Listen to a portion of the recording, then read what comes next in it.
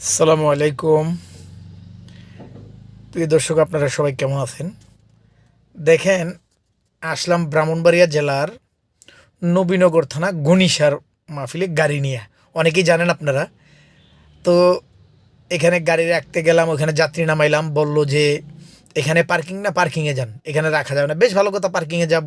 আচ্ছা, একটা মানানসই থাকতে হয়। এই যে একটা দোকানের স্লিপ দিয়া দেখেন, আমার গাড়ির নাম্বার লেখছে, কি লেখছে না লেখছে, আমার মোবাইল নাম্বার লেখছে, আমার নাম লেখে, মানে ও পার্কিং নিব, ওর নাম দেন এই যে 250 টাকা আমার থেকে পার্কিং। আচ্ছা, শুধু আমার থেকে না, মার্কেটিংয়ে জড়াইছি, আমার থেকে না, এখানে অনেক গাড়ির থেকে টাকা নিচ্ছে যে যেভাবে পারছে। এই যে দেখেন। তো ব্রাহ্মণবাড়িয়া বা নবীনগরের কোনো মানুষের হাতে যদি এই ভিডিওটা পুরো থাকে, বেশি বেশি লাইক শেয়ার করবেন, যেন ঊর্ধ্বতন কর্তৃপক্ষ দেখতে পারে। মানে কি অবস্থার দেশটার ভিতরে, মানে এই দেশের কোনো গার্জিয়ানও নাই, বাপ মাও নাই, কে বলবো হক কথা। দেখেন। খুদা হাফেজ।